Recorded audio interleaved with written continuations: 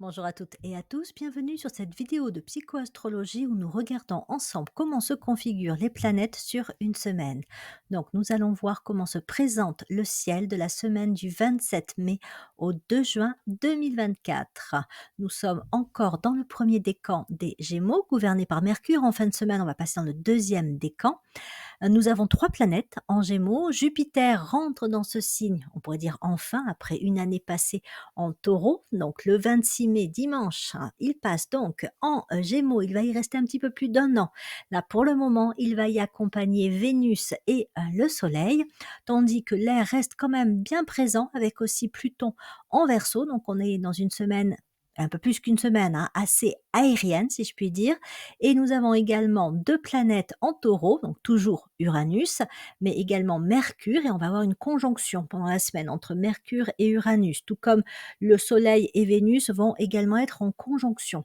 Et à côté de ça, nous avons du feu avec le nœud nord en Bélier, Mars également, hein, Mars qui se rapproche petit à petit du Taureau, et donc 3 planètes en Poisson, la Lune. Alors la Lune, ça va être au milieu de la semaine, parce que évidemment la Lune c'est 2 jours et demi, hein, dans le même signe, mais également donc Saturne et Neptune qui sont depuis un petit moment, et on voit que Neptune en fait se rapproche, hein, petit à petit de la fin de son séjour en Poisson, ne va pas tarder à rentrer en Bélier.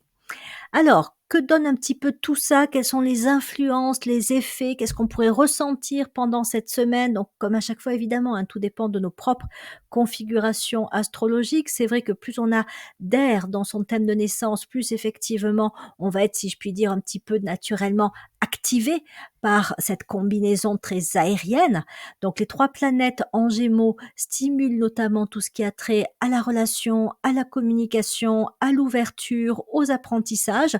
Donc ça peut être des semaines où on est un petit peu plus actif, où on a envie de bouger, on a envie de sortir de la maison, on a envie de faire des choses nouvelles, de rencontrer des gens. La communication peut être aussi mise sur le devant de la scène. Qu'elle soit facilitée, qu'on ait des aptitudes ou qu'on soit moins à l'aise, ça peut être des périodes où on se retrouve un petit peu plus à devoir, voire avoir envie d'échanger avec les autres. Et ce qui est intéressant avec Vénus, donc surtout la conjonction Vénus et le Soleil, c'est que à travers le fait de discuter, d'échanger, cette configuration permet peut-être d'activer des prises de conscience.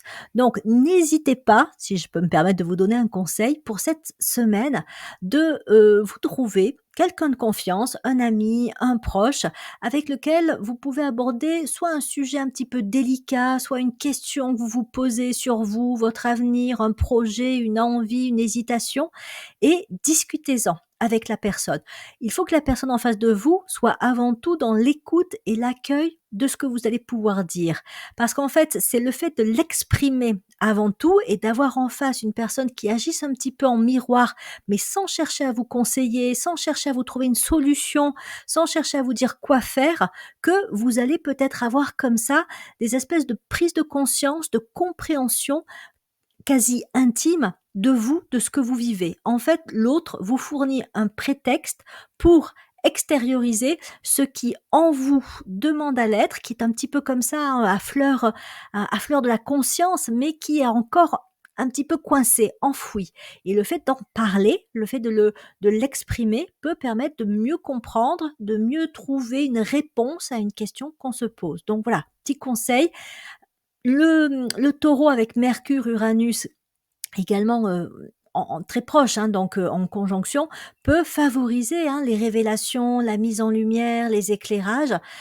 Et si jamais vous n'avez pas, pendant la semaine, l'occasion, l'opportunité, de pouvoir discuter avec quelqu'un, faites-le par écrit. Discutez avec vous-même en, écrivant ce qui vous préoccupe, ou encore une fois, hein, la question, la possibilité, le choix que vous pourriez avoir à faire.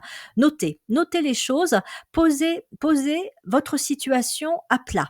Posez le contexte, expliquez un petit peu par écrit ou à la personne, hein, avec qui vous parlez, ce qui vous préoccupe ou ce qui est présent dans votre tête actuellement. Voilà, vous le notez, vous le dites, et puis vous laissez ça un petit peu décanter, hein. Si vous le faites par écrit, vous laissez ça un petit peu décanter, et puis vous y revenez par la suite. Vous essayez peut-être de voir, de rajouter des informations, de traiter la question sous un autre angle, de poser une question complémentaire. Voilà, vous laissez un petit peu le truc faire. Avec le Gémeaux, qui est un signe de connexion, il faut se dire qu'on est dans une période, surtout Jupiter qui y rentre, hein, qui peut favoriser comme ça des intuitions.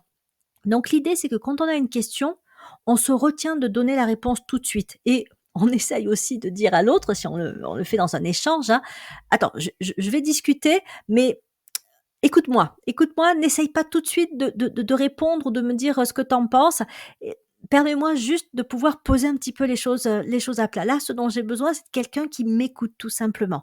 Donc voilà, mettez les choses par écrit, discutez-en, laissez décanter un petit peu et puis peut-être que un peu plus tard dans la semaine, un peu plus tard, même à un moment comme ça, un peu par inadvertance, la réponse, le choix, l'éclairage vont arriver assez naturellement. Donc voilà, voilà ce que j'avais envie de vous proposer pour, déjà un premier niveau, en tout cas un premier aspect de ces configurations. À côté de ça, Mars et le nœud nord en Bélier nous incitent toujours à l'action. C'est vrai que Mars et le Bélier, il y a une espèce de relation intime, hein, c'est comme Mars avec le Scorpion, mais quand même, attention un petit peu à ce côté parfois très, comment dire? Précipité, impulsif, assez actif, mais presque un peu trop, hein. On force tête baissée avec Mars en Bélier. Donc là, j'en parle particulièrement pour les signes de feu qui sont justement, qui ont plus facilement tendance à démarrer au quart de tour.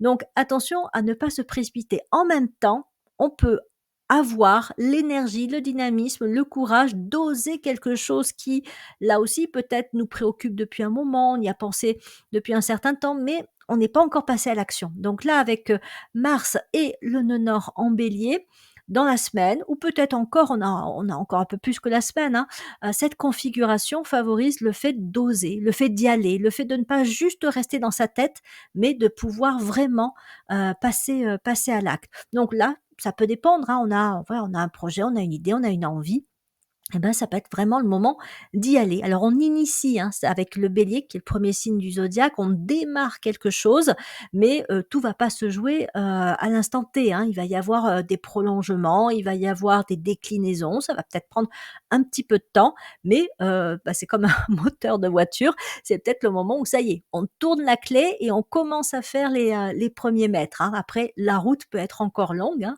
on est peut-être parti sur un long voyage, mais n'empêche que ça peut être le moment déjà, hein, de rentrer dans sa voiture, de tourner la clé et de passer la première, de passer la marche avant. Il est clair en tout cas que ces configurations air, feu, peuvent vraiment favoriser, une certaine forme d'activité et pour éviter que cette activité soit avant tout une activité mentale avec, le cerveau qui carbure, avec les pensées qui ruminent et cetera, voilà, l'action peut être, favorisée et être le vecteur favorable pour, encore une fois, oser y aller et ne pas rester sur soit, voilà, des idées mais qui vont peut-être, être avorté, ne pas aller bien loin ou dans ces pensées qui tournent en rond, mais qui là encore peuvent être plus frustrantes qu'autre chose.